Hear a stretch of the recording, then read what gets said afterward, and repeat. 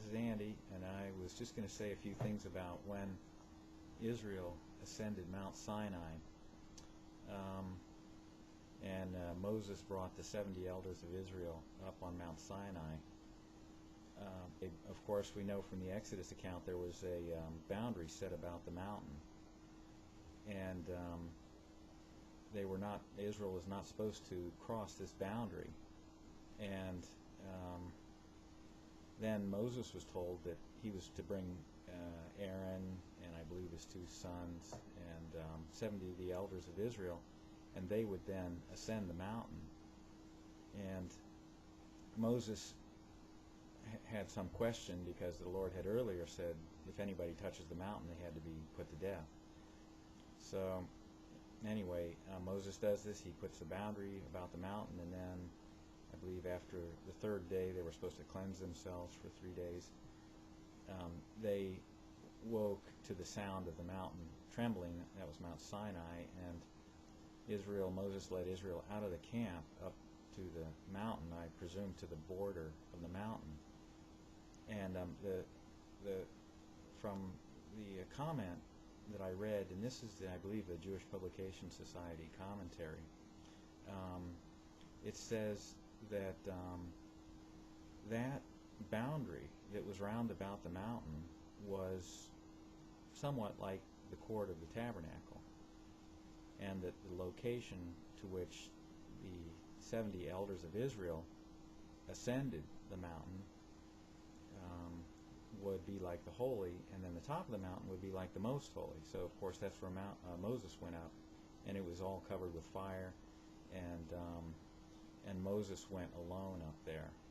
So if you can think of this, you have the 3 same conditions: the court, the holy, and the most holy.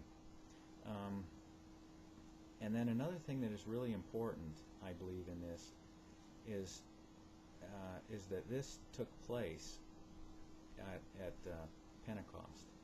So if we think of Israel, they left on the Passover, and then I believe, according to the account, I believe the way it reads is that they were to, from the wave of the sheaf of the first fruits, which was, shortly after Pentecost, or excuse me, the Passover, then they would count 50 days, and then that would be Pentecost. So we don't have the exact date from the Exodus account of when Pentecost was, but I believe at the beginning of Exodus chapter 16 you'll see a reference to when they came to the wilderness where the mountain was, and it was just shortly before Pentecost, so we know that. But I believe that it does make sense that they received the law at this time, at Pentecost, and we'll see why I think that, at least. Let's see, another thing to notice, okay, is that when Israel made the covenant, okay, that was just before the 70 of the elders, Moses and Aaron and his sons, ascended the mountain. They sprinkled the books of the law. Moses read the law to the people, and they sprinkled the books of the law, and they sprinkled the people. So at this time, the people came under the covenant once the blood was sprinkled on the law and the people. So that would correspond to, and Moses says some words similar to this. He says, "Behold the blood of the covenant." So that would correspond to Jesus in Matthew 24, where he says words, not an exact quote, but there's words that are very similar to those words. And he mentions the new covenant, "Behold the blood of the new covenant," and that was the Last Supper, which took place, of course, before his death. So I would correspond then the sprinkling of the blood on the people as being corresponding to the blood of the new covenant.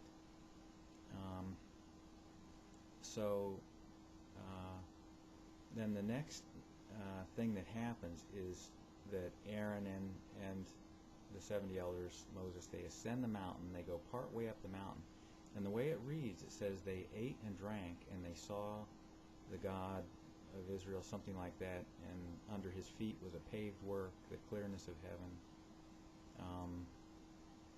I don't remember the exact words, but so that instance, I believe, then would represent Pentecost, and that would represent those disciples who were gathered in the upper room at Pentecost. So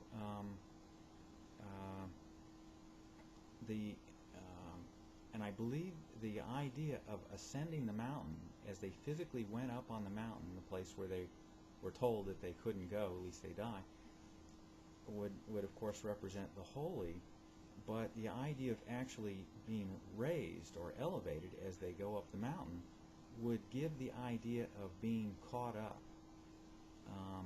that they were caught up, you might say, in their minds to see heavenly things, so that as you ascended the mountain, you were represented as you might say, a more heavenly condition or more spiritual condition, corresponding, of course, to the holy.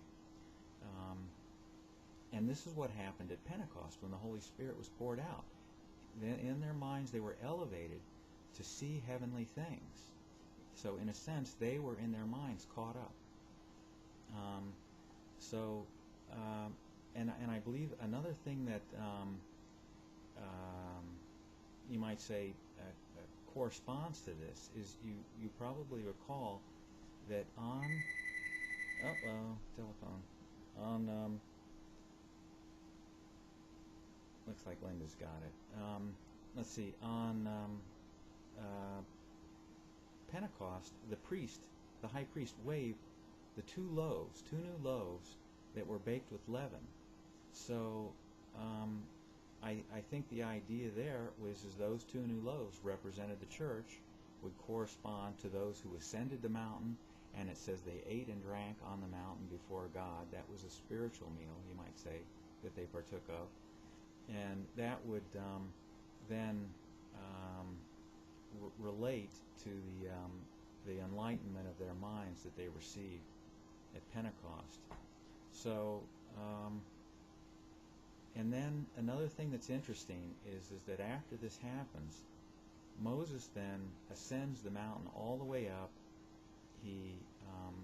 And then he's up there for 40 days and 40 nights, and he doesn't eat or drink for 40 days or 40 nights. And you may remember that at the Last Supper, Jesus said that he would not partake of this until he does anew with you in the kingdom. You see, so that I think would correspond to the fact that Moses didn't eat and drink.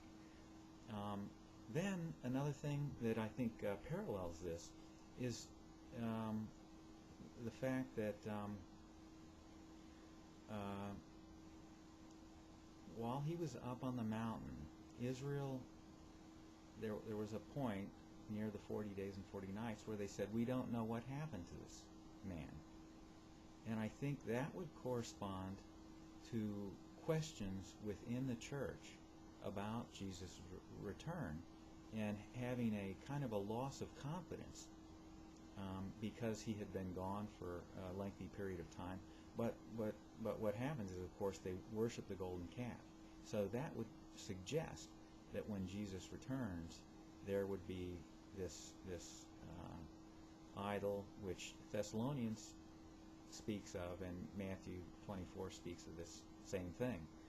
So there's a lot of things here in this account that correspond with the establishing of the new covenant, the pouring out of the Holy Spirit at Pentecost, Jesus' absence, and then his return. So that's it for now. If you have any interest in this, I'm going to try to figure out a way to get my email, or I can just give you that. That's ANDYINBA at cox.net, Andy in Virginia at cox.net. So I'm going to hopefully put up another one of these on another subject. I'll make them short and hopefully interesting. Thank you.